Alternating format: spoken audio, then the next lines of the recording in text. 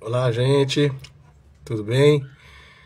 Estamos iniciando mais uma live nesse mês de junho, que é o nosso mês, o mês do autista, o mês da comunidade atípica, de seus familiares, enfim, do nosso orgulho de pertencer e estar, que é muito importante, a gente sempre fala isso, né? Quando a gente fala de orgulho, a gente fala de pertencimento.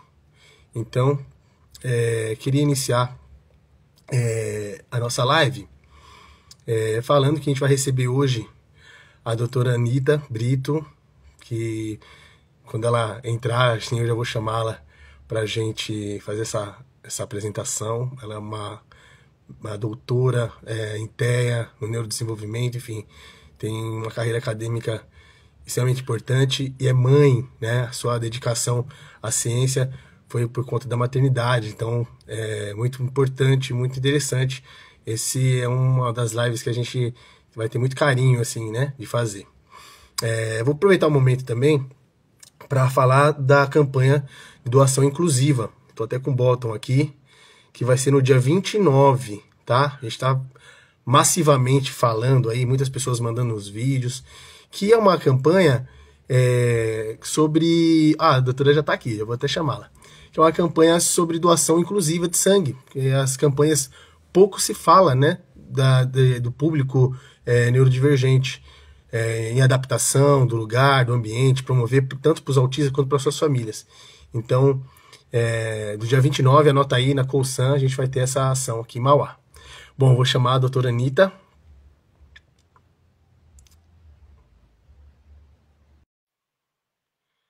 Já chamei, vamos ver. O Instagram ultimamente deu uns bugs, a gente não conseguia chamar, e aí não mostrava a imagem. Oi, tudo bem? Mas... Ô, doutora! Que Por favor. ótimo!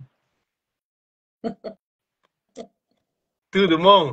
Tudo bem, e você, Thiago? Menino, Também, infelizmente, querido. não consegui, desliguei o celular, liguei, falei, vai, eu vou perder o tempo aqui, não vou conseguir, não sei, tá bugado, mas tá tudo bem, pelo menos eu tô por aqui. Tava Bom, preocupada. o áudio tá ótimo, tô te vendo.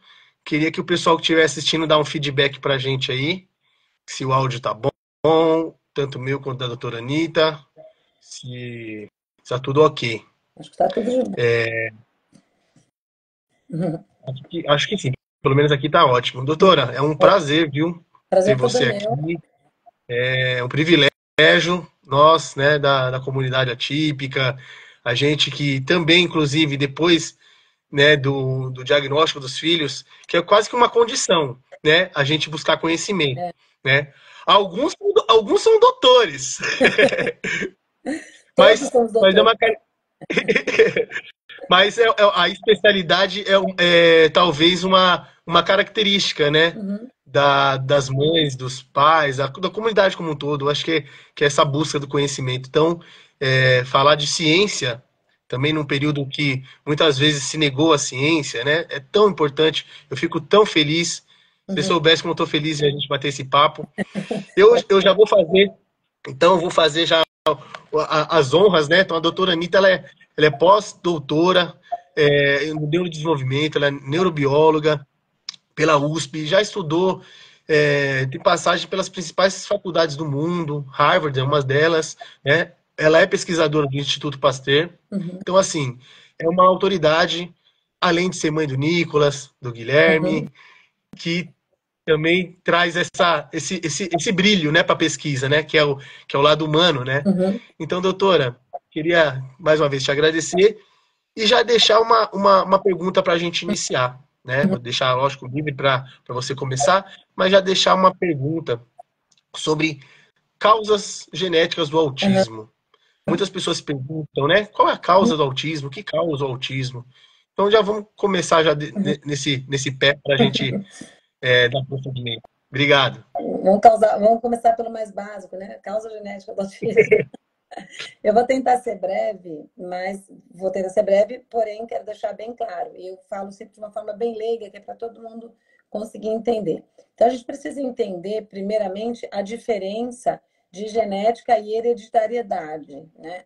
Então, assim, muitas vezes a gente tem algo que é genético, mas ele não é hereditário, ou seja, eu não passo para os meus filhos. Então, é uma condição genética minha, um defeito em algum gene que deu na hora que estava dando desenvolvimento ali do meu embrião, né?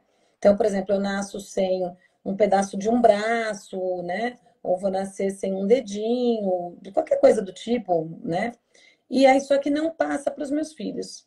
Agora, algumas questões que eu tenho, eu já peguei dos meus avós, dos meus pais, eu tenho, vou passar para os meus filhos, algumas coisas elas são hereditárias. Então, na genética, a gente tem esses dois pontos. Uma questão genética, tudo na gente é genético, porque a gente é, né, feito de genes, e tem a questão da hereditariedade. Algumas dessas questões genéticas, elas podem ser para mais ou, né, ou para uma deficiência, por exemplo, algumas delas são hereditárias. Então, por exemplo, o Nicolas, ele é autista, né? Aí nós fizemos o teste dele, um painel, a gente não fez o teste completo, né? A gente fez um painel e achou um monte de gene dele defeituosos, um monte, que assim, é um milagre ele ser quem ele é hoje. Então, ele tem uma questão genética que não tem um nome, porque não existe ainda uma síndrome de Nicolas Brito-Salles. Não foi mapeado gente o suficiente para saber que tem as mesmas deficiências genéticas que ele e os mesmos fenótipos que ele. Ou seja, o mesmo tipo assim, estereotipia parecida, sabe? Assim, o tipo de deficiência que ele tem não é. Então, assim, ainda não se mapeou um grupo de pessoas suficientes para dizer, olha, esses genes aqui são iguais do Nicolas, esses comportamentos são iguais ou muito parecidos com o do Nicolas, então a gente tem a síndrome de Nicolas Brito-Salles, não tem isso ainda, tá? Mas o autismo dele tá lá, é genético. Mas não é hereditário, não foi uma coisa que eu e o Alexander passamos para ele. Já a síndrome do X frágil, que a maioria das pessoas já ouviu falar, ela é altamente hereditária. Então, se eu sou mulher e já eu sou mulher, né? Já, vamos supor que eu tenha deficiência no gene FMR1 que está no cromossomo X. Então, eu tenho uma deficiênciazinha. Como eu tenho 2X, eu sou XX, então não vai me afetar, porque um X compensa o outro. É como se eu machucasse uma perna, então eu vou mancando ali com a outra perna, consigo, né? Mas o homem, ele é XY. Então, quando eu tenho um homem, um filho homem, aí eu passo para ele essa deficiência e ele acaba nascendo com a deficiência porque só tem um X, não tem outra coisa para proteger. Então, isso é genético e hereditário, porque passou de mãe para filho, de pai para filho, de avô para, né, e assim por diante, tá? E Agora, aí a quais gente consegue também identificar, né, doutora? De é, forma com exames, né? No caso do X frágil, né? isso, do X-Frágil você já faz o cariótipo, né? Você consegue ver em algumas questões, por exemplo, síndrome de Down, você vê também, né, uma trissomia ali do cromossomo 21, tem muitos síndromes de Down que são autistas também. Você vê na síndrome de Rett, então tem um gene chamado MACP2 que você consegue observar na síndrome de Phelan-McDermid, de SHANK3. Então, esses autismos, que aí é um outro ponto, né, que a gente tem que chegar, que é assim, eu tenho o que é genético, o que é hereditário, e eu tenho os dois tipos de autismo, o que é genético e o que é hereditário, né? O que é hereditário também é genético, então é aquele que passa. E aí eu tenho também classes de autismos e subtipos de autismo. Então, os autismos, eles não são iguais, que as pessoas se confundem muito também. Acho que assim, se você é autista, você é de uma espécie que veio de um planeta idêntico e todo mundo igual. E não é assim. Então, quando eu falo de autismo, eu falo de, por exemplo, de 15 a 25%, 15%, assim, talvez um pouco mais dos autismos hoje, eles são autismos sindrômicos. Ou seja, eles vêm de uma síndrome como a síndrome do X frágil, como a síndrome de Rett, como o Phelan-McDermid. Então, nessas pessoas, a taxa de autismo nelas é muito alta, chegando a alcançar 86%, 95%, a depender do tipo de síndrome que você tem. Você tem síndrome de Angelman, você chega a 60 e poucos por cento de pessoas fecham para autismo, né? Síndrome de Phelan-McDermid, cerca de 82, 87% fecha para autismo, né? Então, a gente tem essa questão do sindrômico e tem o autismo idiopático, que é aquele que você olha para a cara da pessoa e você não vê que ela é autista. Você vai ver pelas atitudes, pelo fenótipo, né, aquilo que você consegue observar, e porque foi feito todo testes clínicos ali, né? Todo mundo observou, preencheu tudo, olha, bateu para autismo, então a gente fechou para autismo. Só que esses autismos que a gente fala que autista não tem cara, eles são cerca de 75, 85% da população de autistas. Então, é muito mais autista não sindrômico do que autista sindrômico. E os sindrômicos, você vê uma criança com síndrome de Angelman, você reconhece na hora, por causa do jeitinho da sobrancelha. É como o síndrome de Down, por exemplo. Você olha uma pessoa com síndrome de Down, você reconhece na hora, né, com a trissomia 21. Então, assim, só para poder recapitular tudo, a gente tem as questões genéticas e hereditárias, genéticas e hereditárias, Temos aqueles genes que são herdados do pai e da mãe. Temos aqueles genes que a gente chama que é de novo, o pai e a mãe não têm, mas a criança acaba desenvolvendo, né, aquela deficiência genética. E tem as deficiências raras, né, que pouquíssimas pessoas no mundo vão apresentar aquela deficiência e essa pessoa acaba nascendo com outro subtipo de autismo. Então, o autismo não é uma coisa só e ele tem uma arquitetura genética bem complexa. Ficou claro? Perfeito. Ai, Ótimo. meu amigo João tá Isso, aí. O meu amigo João que é um gênio, tá aí, ó. olha que legal. Tem muita gente aqui entrando, falando que é uma honra, muito feliz dessa live. A gente também está muito feliz. Você trouxe dentro dessas várias informações, você trouxe algo que foi um gatilho aqui para eu perguntar para você sobre epigenética, Aham, que a gente fala muito, né, da genética, e eu queria que você falasse um pouquinho para a gente sobre epigenética, desse uhum, fator de como os estímulos também influenciam, os fatores ambientais, uhum. enfim, como isso tem a ver também com o autismo. E eu gosto muito, e eu acho muito interessante, até a minha esposa que também te acompanha e gosta muito do seu trabalho, sempre destaca quando você fala sobre autismos, que é Isso. muito interessante, né? Então, assim, fala um pouquinho para a gente do fator ambiental, né? Uhum. Com relação à epigenética, por gentileza. Tá, então assim, é o que a gente fala mesmo. Já há muitos anos eu tenho falado isso, porque eu fui observando, inclusive, na minha casa, né? Os tipos de autismo. Aí você vê um autismo que está ali, né, no nível um de suporte. Então, assim, casa, consegue estudar, tudo mais, mas tem uma dificuldade, uma rigidez muito grande nisso, naquilo, precisa de suporte para uma série de coisas, que às vezes um autista de nível 3 não precisa de tanto suporte quanto aquele em alguns aspectos. Então, a gente tem autismos, né? Não existe um autismo, não é uma coisa que se definiu ali e acabou, né?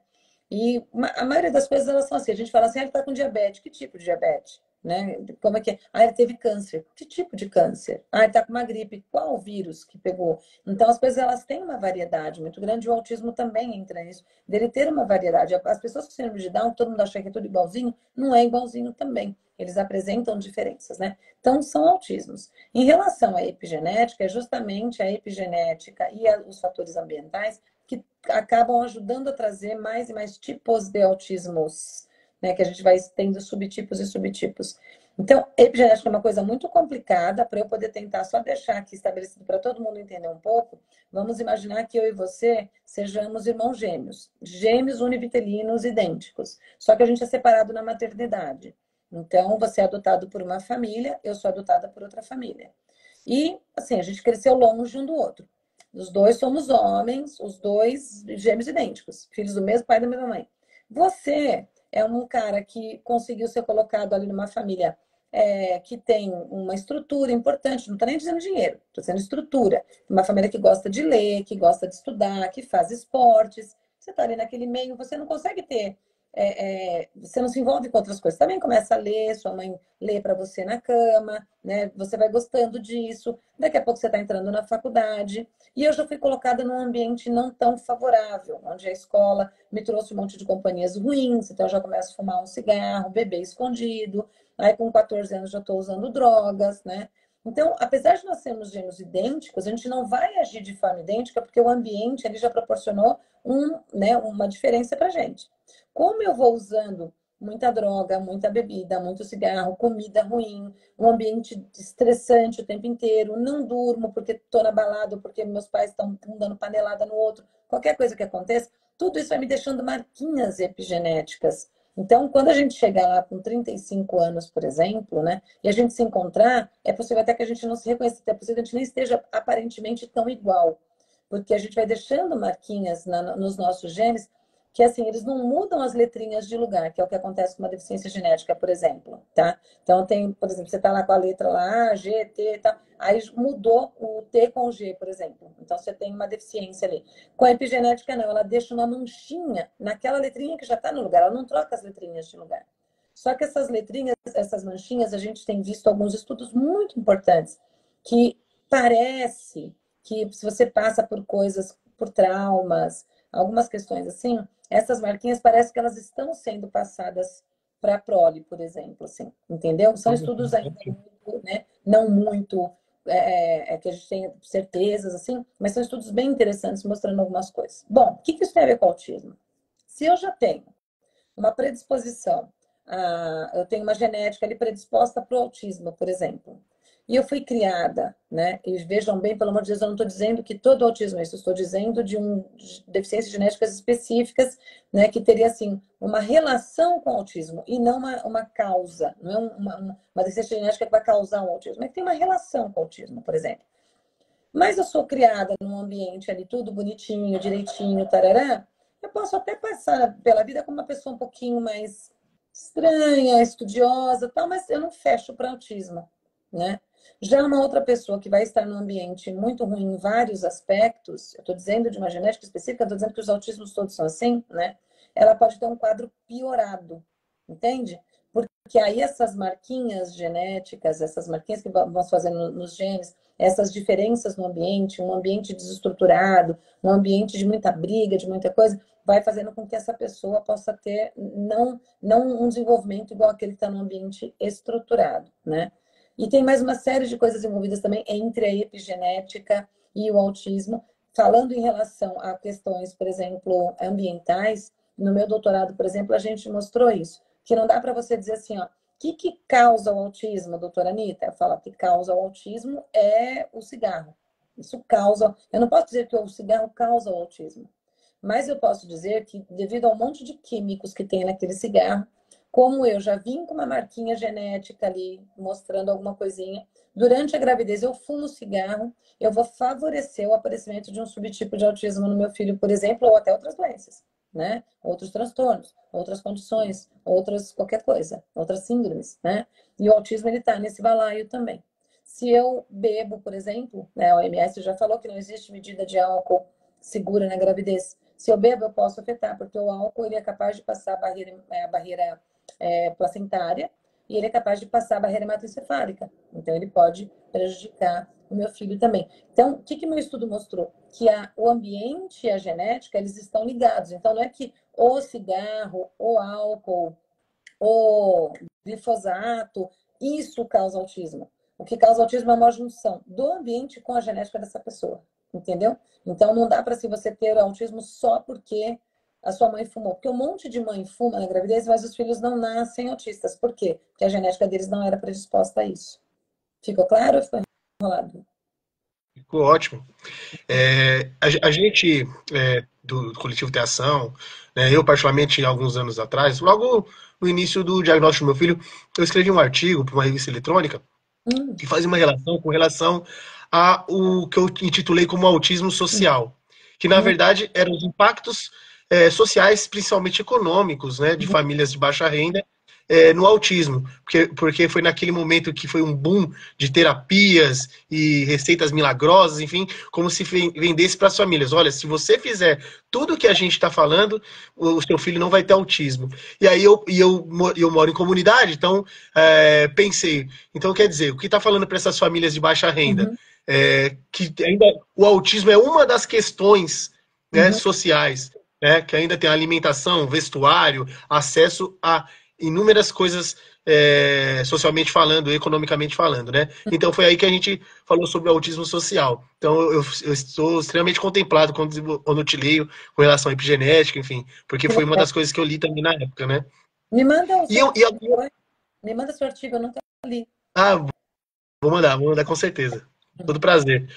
E você falando, me veio na cabeça algo muito interessante sobre que eu vou até antecipar um pouquinho, eu ia fazer essa pergunta depois, mas ela veio agora, né? Que é sobre o mestre, né? Os autistas que mascaram o autismo, que passam a vida inteira. Você deu esse exemplo dos dois irmãos Uhum, gêmeos. Aí eu queria fazer essa correlação para a gente uhum, elucidar e você trazer seu olhar com base na ciência. Então a gente tem dois irmãos que um também teve a possibilidade, né, de estímulos ou a possibilidade de não negar o seu autismo, né, mas uhum. de estimular, de tratar, e o outro que passou a vida inteira no mascaramento do autismo. É, como a genética pode ser alterada nesse sentido? Né? Ou não só a genética, mas também até fatores de saúde mental, Uhum. talvez. Não sei, estou É, pensando de aqui. saúde mental melhor. A genética não poderia ser alterada por isso. Se a gente pensar, por exemplo, em questão epigenética, eu teria que elocubrar um monte de coisa aqui, talvez eu dê um tiro no escuro de coisas que a gente já tem visto, mas, né, vamos deixar a genética lá, porque possivelmente, né, mas vamos falar de saúde mental. Quanto mais a gente mascara os sintomas, a gente vai entrando, muito provavelmente, em sofrimento. Porque, veja bem, eu não quero ir na festa que você me convidou. Só que se eu não for, a comunidade do autismo inteira vai estar lá e vão ficar falando, a Anitta é fresca, a Anitta não quis vir. Então, é um pensamento que fica vindo na cabeça. Aí fala, mas vai estar lá a Mirella do Autosport, vai estar a Adele, então vai estar todo mundo, o Paulo Liberais vai estar lá, o Thiago, e você não vai, então você acaba se sentindo compelido aí, e chega lá, se você não ficar sorrindo para todo mundo, dando a mão, beijando, abraçando, você não é legal. Você é uma pessoa chata, né? Tudo isso traz um estresse muito grande. Primeiro que quando você sai de um lugar desse, você sai hipercarregado. E aí coisas que você ouve muito, né? Que ainda se ouvia mais, ainda mais para trás, que você ouve muito. Ah, é porque a energia deles estava ruim. Não, é porque eu sou autista e eu não queria estar ali, entendeu? Ah, é porque tem muitos espíritos lá, eu respeito a religião de todo mundo, né? Ai, você tá carregada, você precisa de um banho de sal grosso, porque tem muito espírito lá, por isso que você se sentiu assim. Se tinha muito espírito, por que que todo mundo não sentiu? Só eu? Ah, porque você é médium, né? E se eu sou ateia, por exemplo? Eu sou ateia, mas isso independe, né?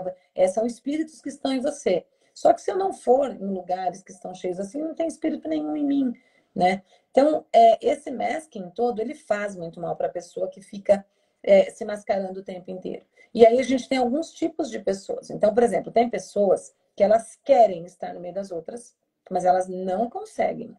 E elas sofrem com isso.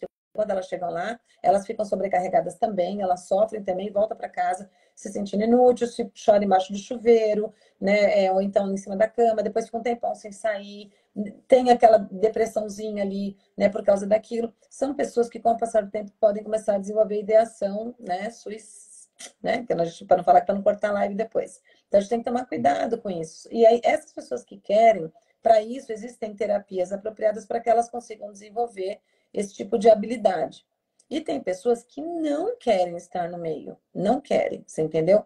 Aí elas sofrem por outras coisas, pelo julgo das pessoas, elas sofrem porque elas, às vezes, por exemplo, o parceiro com quem ela está queria muito estar lá e por causa dessa pessoa não vai, então começa a afetar uma série de coisas, né? A festa da empresa, só você não tá.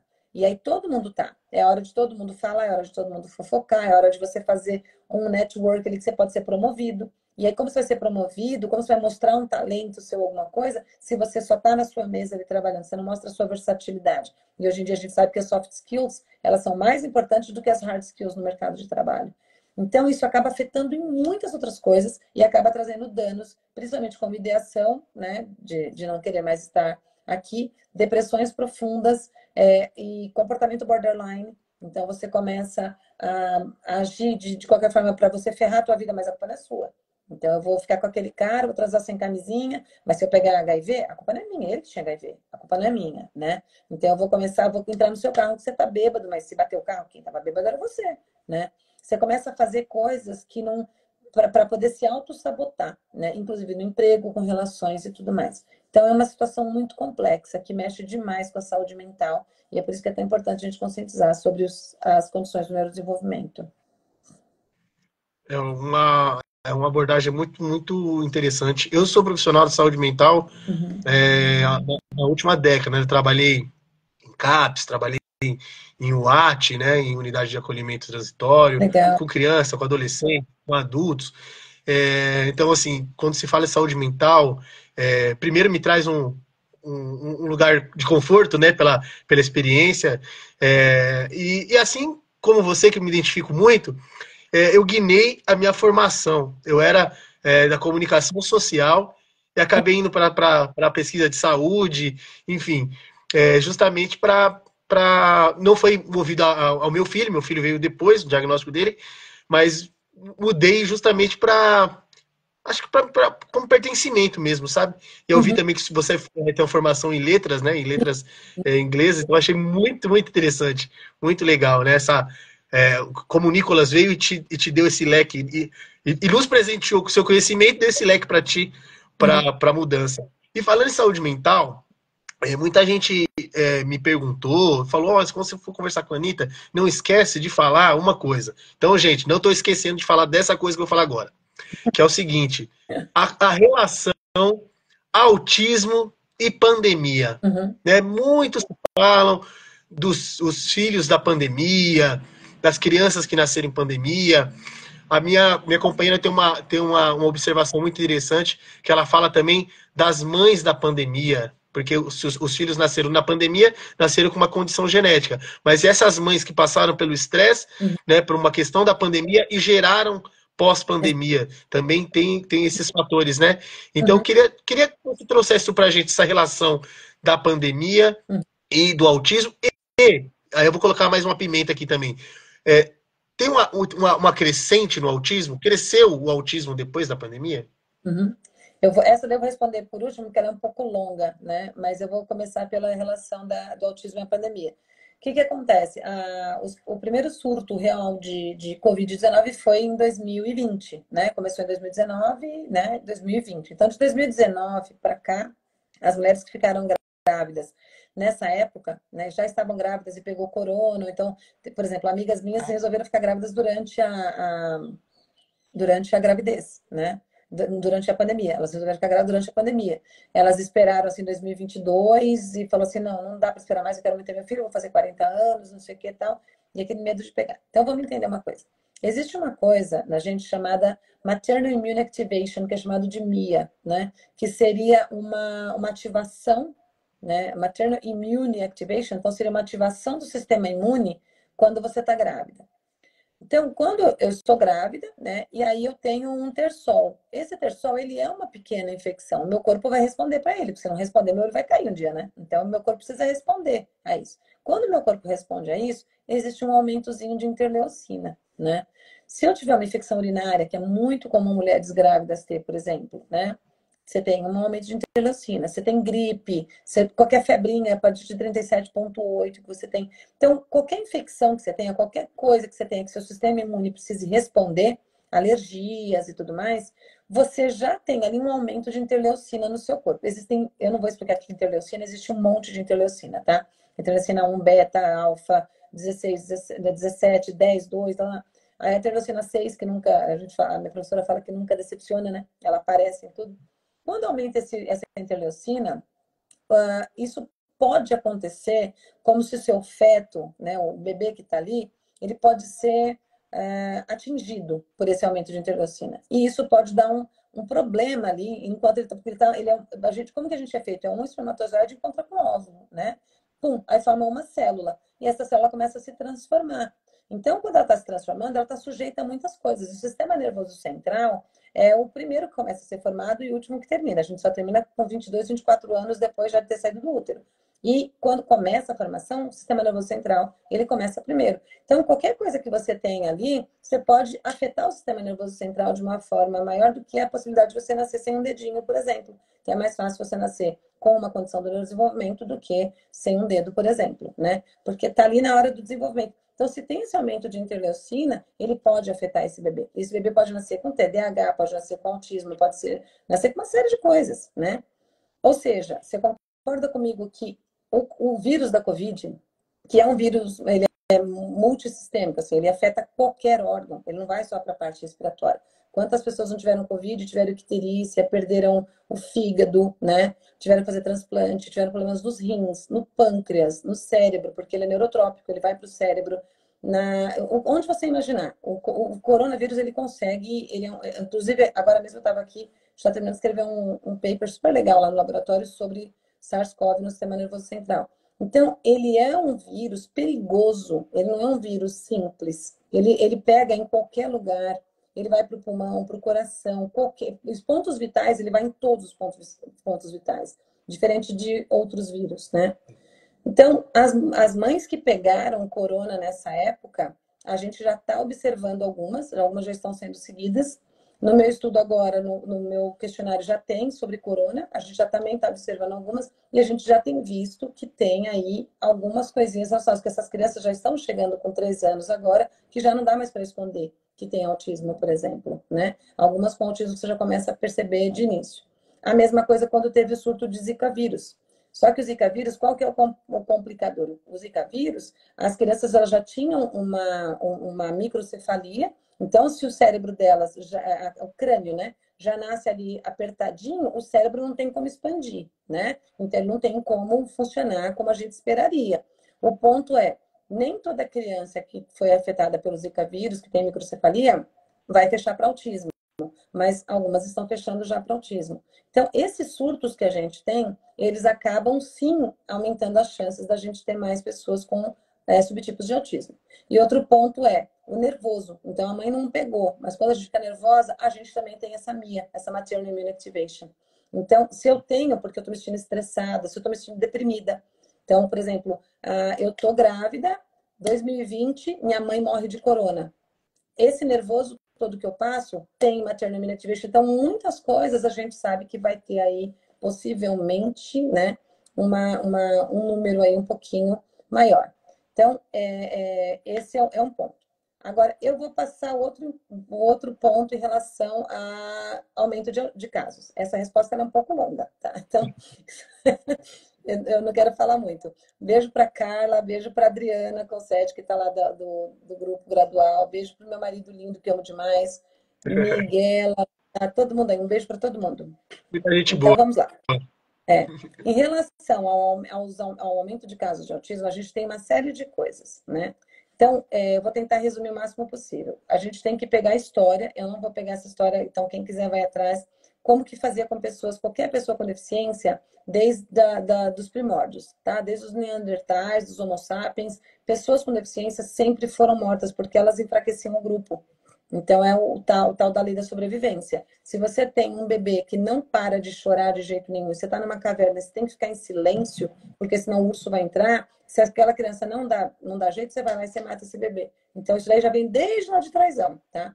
E aí, teve um tempo também que pessoas extremamente inteligentes, elas eram colocadas como os deuses daquelas tribos, por exemplo, porque elas eram muito inteligentes. Então, você já pensa assim, se é muito inteligente é colocado aqui em cima, o que você faz com aquele que eles chamavam de idiota, por exemplo, que são as pessoas com deficiência intelectual? Então, também já eram deixadas para trás. Aí você pesquisa o que acontecia com as pessoas na Idade Média, né? O que se fazia com pessoas que tinham epilepsia, esquizofrenia? Quantas não foram para a fogueira porque acreditava-se que tinha demônios nelas? Então, as pessoas com esquizofrenia, lembrando que esquizofrenia e epilepsia, elas compartilham a genética do autismo. Então, cerca de 30 a 40% das pessoas esquizofrênicas, por exemplo, vão ser autistas também e vice-versa, assim também como a epilepsia, tá? E muitos genes que em você está com o gene ABC e eu também o gene ABC danificado, em você vai ser epilepsia, em mim vai ser esquizofrenia, no outro vai ser epilepsia. Então, no outro vai ser esquizofrenia com autismo. O mesmo gene, ele pode se comportar diferente nas pessoas. Aí, tentando passar um pouco mais rapidinho, quando a gente chega, por exemplo, teve a época da Inquisição, pessoas também com deficiência eram mortas. A gente vou pular agora sim já para a época do nazismo. Nazismo, todas as pessoas naquela região que eram autistas severos, síndrome de Down, tudo mais, eram mortas. As tribos indígenas, até hoje, elas também acreditam ainda em questão de deuses, espíritos, então elas também matam, né? E assim foi. Fora essa parte aí da morte toda, né, que a gente tem essa coisa de matar, teve uma época, por exemplo, aqui no Brasil, no período colonial, se eu não me engano, colonial, que você não podia sair na rua com o seu filho, era uma lei escrita. Então, se você tem um filho com deficiência e você sai na rua, você era preso e seu filho era levado para uma santa casa, né? Então, depois a gente começou com a coisa de colocar dentro de um lugar. Aí a gente fez Barbacena, que é o Holocausto Brasileiro, lá em Minas Gerais, né? Que é aquele monte de morte lá. As pessoas com deficiência, elas sempre foram colocadas nesse patamar. Os autistas não foram diferentes. Autista sempre existiu, né? Antigamente, o nome dos diagnósticos era idiotia. Então, quando a pessoa tinha, tipo o Rain Man do filme, não sei se vocês se lembram, o autista, aquele autista mais clássico que a gente conhecia antes, né? Que às vezes ele tem uma genialidade numa coisa, mas ele não consegue amarrar o próprio cadarço, ele mal fala, né? Ainda usa fralda, então vai depender bastante do tipo. Então, o nome o nome do diagnóstico era idiotia. Aí então falava assim, ele é um idiota. Então, é assim que se falava. Imbecilidade, então ele é um imbecil. Débil mental, debilidade, né? retardamento mental, porque não estava tão avançado quanto os outros, então estava retardado, estava atrasado, retardado. Louco sempre foi chamado, né? Eu até falo para as pessoas que na Bíblia tem uma parte que diz: se você chamar o seu outro irmão de louco, você está condenado ao fogo do inferno. Em outras traduções está escrito: se você chamar o seu irmão de idiota, você estará condenado ao fogo do inferno. Porque louco e idiota era a mesma coisa, que era o sinônimo, né? O diagnóstico, aliás, de pessoas com deficiência intelectual, né? E muitos autistas no passado eram esses. Esses autistas que a gente vê hoje de nível 1, por exemplo, eu não gosto de colocar nível 1, 2 e 3, né? Mas a gente vê muitos autistas, por exemplo, com altas habilidades, acima da média, a gente vê muito autista, né, conseguindo, né, viver e tudo mais. Então, sempre estiveram. Aí qual era o nome deles? Esquisito, CDF, nerd, tímido. Então, também tinha os outros rótulos, né? Claro que existe gente tímida também. Eu estou dizendo aqui os autistas de nível 1, né? Muito esquisito, muito estranho, fresco, ignorante, grosso. Então, a gente não entendia o que era autismo. O primeiro ponto, Tiago, para a gente entender é que assim, a gente parou de matar, parou de internar, então é óbvio que vai aumentar os números de casos. Você parou de matar e parou de internar, então já para. Outra coisa, crianças que nasciam muito prematuras, com 25, 26 semanas, por exemplo, bem novinhas assim mesmo, muitas não sobreviviam. Hoje, por causa da tecnologia, algumas sobrevivem, não todas. Só que dessas que sobrevivem, muitas acabam desenvolvendo um subtipo de autismo porque elas não estavam ainda totalmente formadas. Então, elas podem ter uma série de outras condições. Pessoas com síndrome de Down, elas morriam muito também antes, até porque muitas são cardiopatas, tudo. Hoje em dia a gente também tem mais tecnologia, tem operação que pode fazer, tem uma série de coisas, muitas estão sobrevivendo. A gente tem um número grande de pessoas com síndrome de Down que também são autistas. Então, esse é o principal fator da gente ter um aumento. Em 2013, o DSM-5, que já tinha DSM-4, 3, né, tudo mais, ele traz esse amplo espectro do autismo, onde colocamos aí pessoas que têm uma funcionalidade, apesar de tem que necessariamente entrar num sofrimento em alguns aspectos, a gente pode falar disso depois, uma funcionalidade maior em relação a conseguir casar, né, ter filhos, trabalhar, estudar, tudo mais. Aí a gente tem o nível 2, que fica no meio do caminho, que precisa de suporte substancial, e a gente tem o nível 3, que precisa de suporte muito substancial, que algumas pessoas também estão chamando até, depois do 3, um tal de autismo profundo, que está sendo discutido isso na comunidade, aqueles autismos mais severos ainda, como se fosse um quarto grau, porque na deficiência intelectual, inclusive, tem isso, tem leve, moderada, severa e profunda. Então, está se discutindo essa questão do autismo. Então, esse amplo espectro, parou de matar, outras crianças estão sobrevivendo mais, parou de internar, a gente já tem um número maior, ponto final. Beleza. Agora, está aumentando o caso porque isso tem que ser visto, não, a gente não pode ficar falando. Então, eu não posso dizer, olha, o coronavírus está causando autismo. Eu não posso dizer isso, entendeu? Porque ele só vai causar autismo numa pessoa que já tiver uma genética predisposta a isso. Ele não vai, tanto que um monte de mulher pegou na gravidez, teve mulher que morreu na hora, né? Teve mulher que morreu no parto, teve hemorragia, não resistiu, o bebê ficou e a mãe não. Teve criança que nasceu, inclusive, já imunizada, porque a mãe pegou durante a gravidez. Então, cada um respondeu de uma forma. Então, não posso dizer que a gente está tendo um surto de autismo por causa do coronavírus. Entende? Não posso, ou que a gente está tendo um surto de autismo por causa disso ou por causa disso. São istos, né? Uma série de coisas aí envolvidas. Acho que eu falei demais, não sei. Não, ótimo. Não, e eu recentemente vi algo relacionado também, que você traz muito bem essa questão do ambiente, dos fatores que são gatilhos, né, históricos. Eu vi uma relação com relação às guerras e Uhum, esse estresse uhum, e toda essa atmosfera das influências genéticas, né? uhum, Eu vi um estudo muito interessante sobre isso. Até vou procurar ele de novo e vou até deixar para as pessoas que seguem a nossa página, uhum. que fala justamente isso. O pesquisador relaciona as guerras, os períodos de guerra e os períodos de influência genética. Inclusive, até ele acaba falando do coronavírus e traz um pouquinho isso também, né, de como pode colaborar, mas não pode ser um fator que a gente pode levar em consideração, É o fator. justamente como fator principal, né? Uhum. Isso daí que você está falando é bem importante, porque assim, quando você tem períodos de muito estresse, é aquilo que eu te falei, o nosso organismo responde. Se eu estiver grávida, ou se eu tiver. Você, por exemplo, você está super estressado, então morreu seu pai, sua mãe, a sua mulher está lá, né, sua irmã está lá internada. e aí você tá com a sua mulher, você tá estressado, mas deu tempo de, né, vamos lá, ficar um pouquinho junto.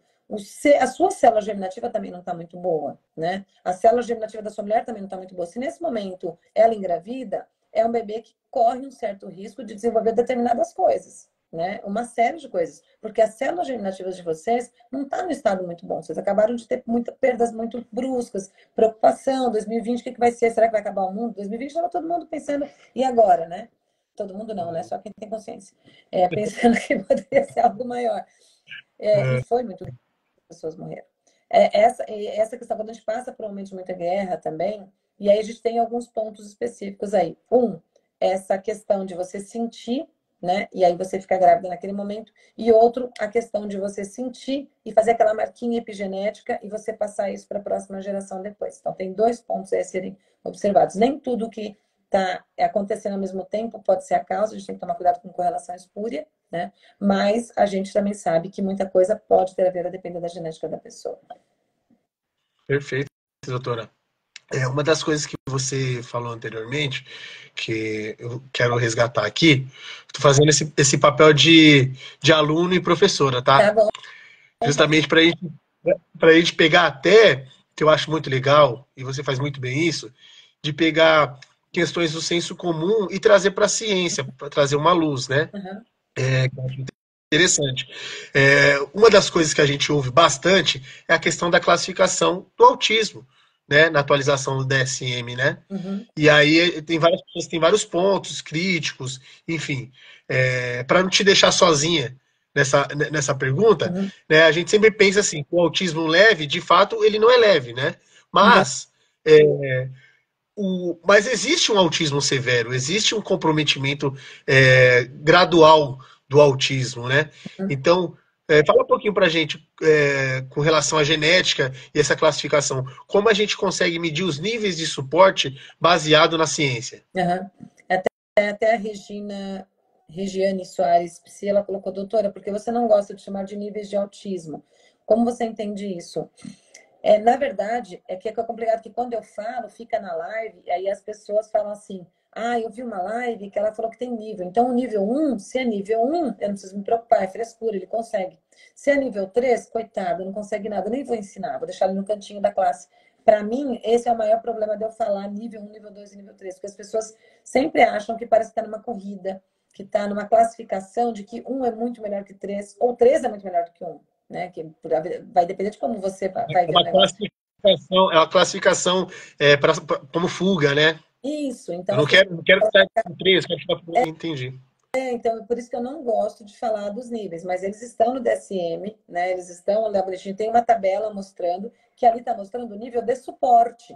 Então, assim, eu sou nível 1 de autismo em relação a, por exemplo, veja bem, né? A independência em relação a, por exemplo, eu consegui estudar, consigo pegar trem sozinha, tudo mais, tá. Só que eu já sou nível 3, se eu precisar falar com a caixa do supermercado, com a pessoa do banco, aí eu já não consigo. Então, tem esse ponto também. Uma pessoa dificilmente, né? Pode acontecer, mas dificilmente ela fica em um único nível, porque vai depender dos suportes que ela precisa. Entende isso? Por exemplo, às vezes eu atendo famílias, nesse momento eu não estou nem conseguindo atender mais ninguém por causa do pós-doutorado, né? Mas às vezes eu atendo famílias e os casos mais severos que eu já tive para poder dar conta de coisa foi de autismo, autista de nível 1. Porque com um pensamento muito mais inflexível, muito mais teimoso para as coisas, muito mais difícil de conseguir algum acordo com essa pessoa, né? E geralmente as mães acabam tendo alguma coisa também. Então você pega mães bipolares, mães com transtorno de personalidade, mães borderline, mães deprimidas. Então, como é que você trabalha um autista de nível 1 com um pensamento super rígido, né? Com os comportamentos repetitivos bem fechados, né? Com transtornos sensoriais bem marcados, e aí uma mãe também ali que apresenta uma série de transtornos e um pai ausente, por exemplo, ou um pai que também é deprimido, eufórico, ou qualquer outra coisa. São quadros complicados. Então, esse autista que a pessoa fala assim, é de nível 1, são quadros muito complicados para você tratar muitas vezes. E às vezes você pega uma pessoa com uma deficiência intelectual mais importante, que a gente vai chamar de nível 3. Não é capaz de pegar sua própria comida, não é capaz de tomar banho sozinho e tudo mais. Tal. Mas quando você vai ensinar, aprende muito mais rápido algumas coisas, você consegue ajustar o comportamento dela para não sofrer melhor, às vezes, do que um autista de nível 1. É estranho isso, mas acontece, né? E aquilo que eu falei, às vezes eu sou muito bom nisso daqui, aqui eu sou nível 1, aqui eu sou nível 2, aqui eu sou nível 3, né? A gente faz, às vezes, o SRS2, algumas escalas em algumas pessoas, é autismo de nível 1, que ela vai pontuar aqui na extremidade, como se ela fosse um autista severo. Mas por quê? Porque ela tem tantas dificuldades sociais que ela está realmente pontuando aqui no fundo. Né? Então, por isso que falar de níveis é complicado. Então, sempre lembrando que quando a gente fala de nível 1, 2 e 3, é nível de suporte, e não nível de a pessoa é mais autista ou menos autista. Todos são autistas, todos precisam de suporte, mas uns precisam de mais suporte e outros de menos suporte. Precisa de mais suporte, precisa ser alimentado, não consegue pagar a conta de luz sozinho, não é capaz de morar sozinho se os pais morrerem, né? Quem precisa de menos suporte? Aquele que consegue, aos trancos e barrancos ali, consegue se virar em vários aspectos. Perfeito, é interessante você falar isso, que como eu brinquei, né? Eu falei que não ia te deixar sozinha nessa. Uhum. A gente costuma dizer no dia a dia, até com uma provocação, né, uma brincadeira, que um autista ele pode ser nível 1, 2, 3 suporte, a depender do dia, Exato. né? Porque a depender Calor, do dia, dos fatores. se está na primavera, no verão, se vai nevar, vai depender bastante. O nível vai variar. Sim, É sim. mais fácil você Além do que ter a fórmula do cálculo renal do que descobrir por que o autista muda de nível no mesmo dia.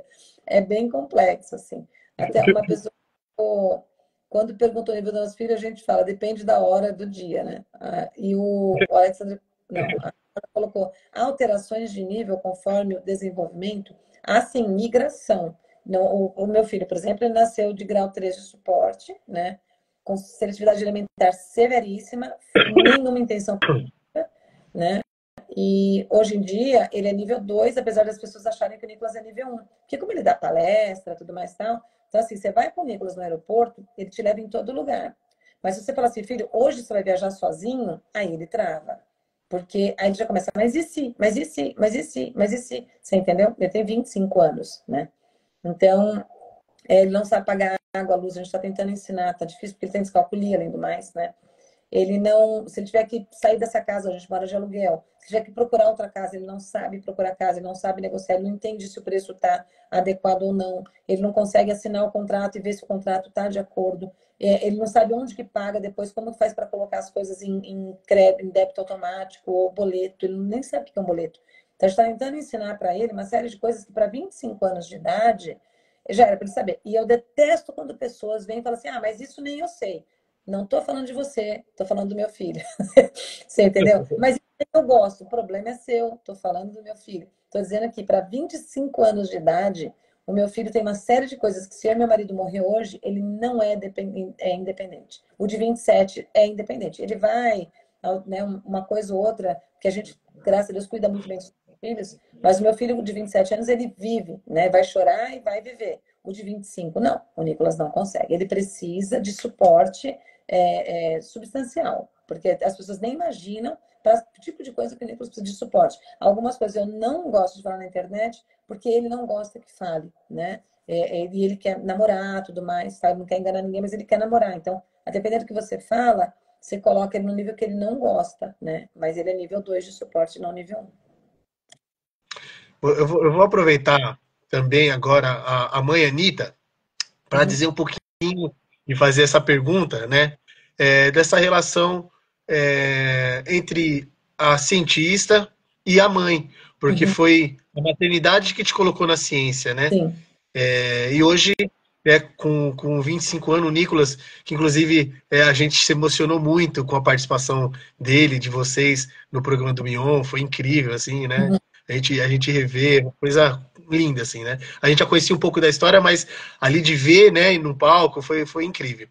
E aí uhum, eu queria saber um pouquinho, né, da Anitta mãe, da Anitta cientista, esse encontro, como foi uhum. para ti? É meio. É meio Rio Negro e Solimões, assim. Estão juntos, mas não estão, sabe? Porque vocês estão juntos, mas você vê a diferença. Eu, com certeza foi a mãe que fez virar cientista, isso não há dúvida. Só que eu amo estudar, né, desde pequena. Eu gosto de estudar tudo, então isso que é muita sorte. Eu sempre gostei de estudar tudo, não tem o que eu não gosto de aprender. Teve uma época que eu estava ganhando, porque eu sempre fui muito pobre, aí eu tive aquelas coisas, morei em barraco um tempão, catei lixo na rua, né? Vendi docinho de porta em porta, fui babá, fui empregada doméstica.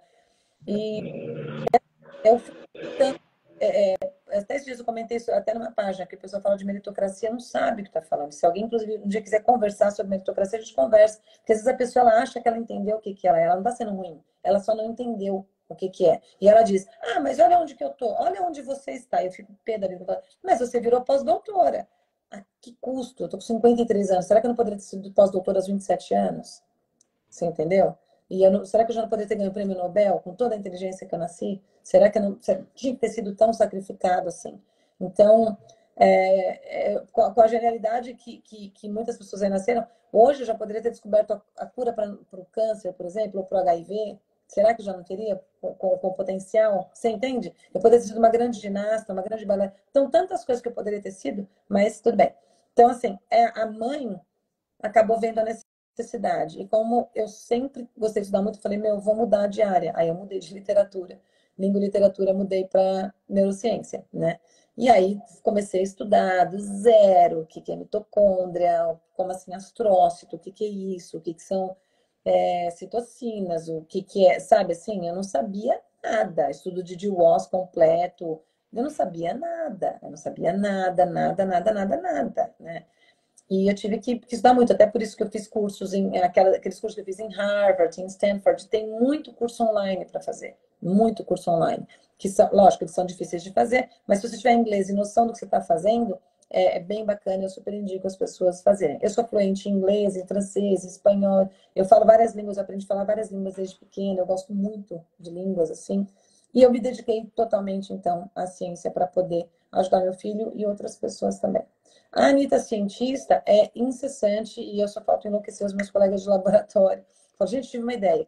Graças a Deus que a maioria dá certo, mas eu sou aquela que estou sempre pensando, e se a gente fizer assim, assim, assim, os meus estudos é sempre. Tá, tá, tá, tá. Aí, né, o pessoal lá fala, não, peraí, vamos segurar, vamos fazer só isso daqui, porque a gente não consegue fazer tudo isso. Mas com todo esse meu jeito, eu estou conseguindo, e o pessoal do laboratório é muito paciente comigo, me ajuda muito, porque eu acho que eu tô correndo, eu tô com pressa, porque eu tô morrendo, né? Ninguém nasceu para ter mais um dia. Toda vez tem um dia menos. Quando você passa dos 50 anos, você tem realmente um dia menos. Então, essa pressa que eu tenho acaba, às vezes, fazendo com que eu conquiste muitas coisas. E eu tenho que agradecer ao pessoal do laboratório por sempre me ajudar ali a segurar um pouquinho, falando, não, Anitta, vamos fazer assim, ó. Aí fala, putz, legal, me explica isso daqui, me explica isso daqui. Então, e as pessoas me explicam tudo o tempo inteiro, assim, é um lugar, eu estou num lugar muito, muito abençoado, assim. Eu sou a mais velha do laboratório, tenho a idade para ser mãe de todo mundo. E, assim, é muito legal o ambiente lá, porque a gente trabalha junto. E eles veem a mãe que eu sou, adoram meu filho, adoram meu marido, que a gente é uma família muito unida, né? Adora meu outro filho. E são duas pessoas que, duas em uma, assim, mas que eu vejo bastante diferença, né, nas duas, assim, ao mesmo tempo, né? Eu vejo mesmo como, eu tive essa imagem do Rio Negro e Solimões, estão juntos, mas você vê a cor diferente ali.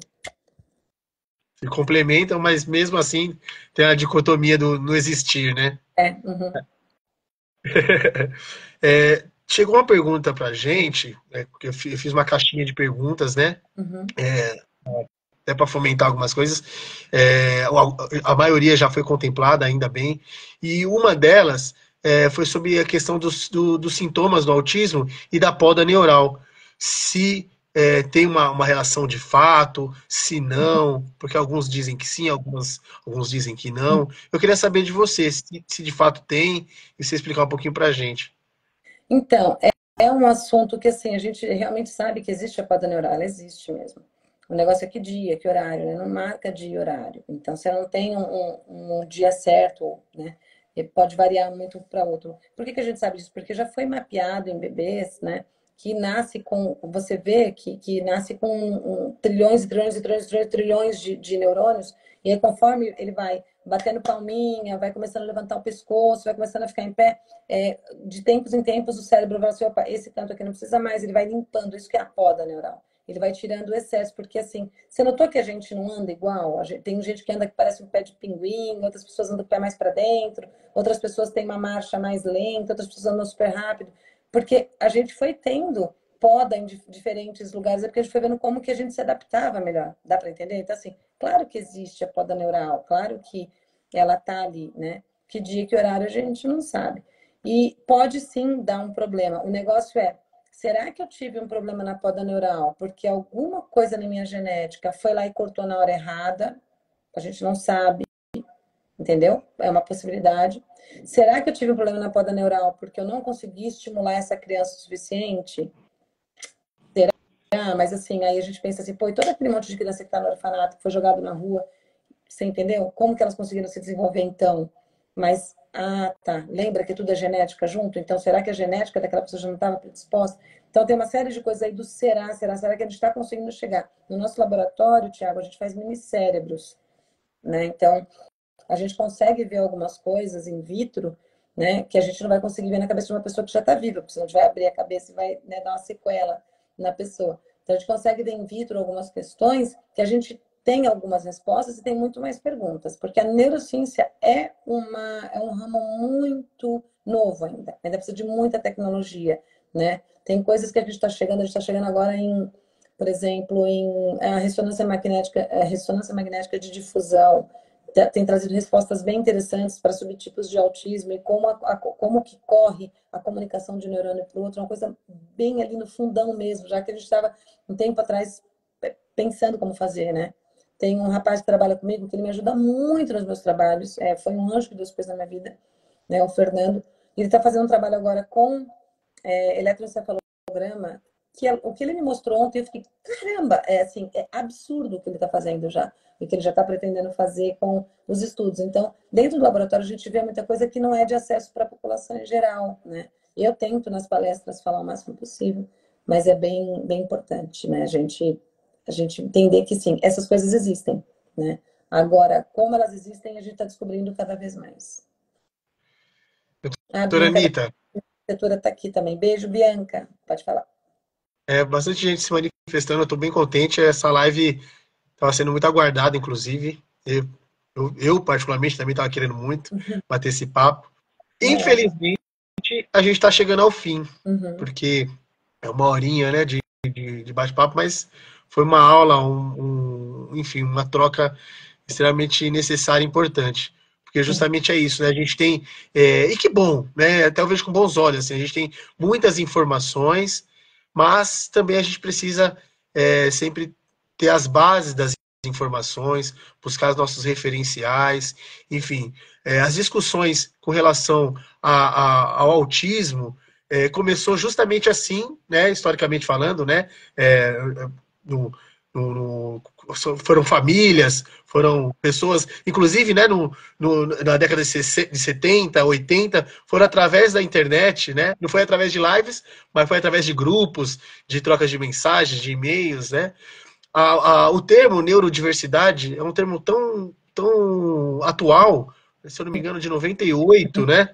Então, assim, então é muito legal usar essa ferramenta que é as lives, são esses meios de comunicação digital para difundir conhecimento, para difundir ciência, uma vez que há ainda uma frente que difunde e aproveita dessa facilidade para difundir informações falsas, né? A gente vai no contraponto e contra a maré falando de ciência. Então, fico muito, muito feliz, muito grato de ter você aqui, viu, doutora Anitta? Precisar demais, pode chamar.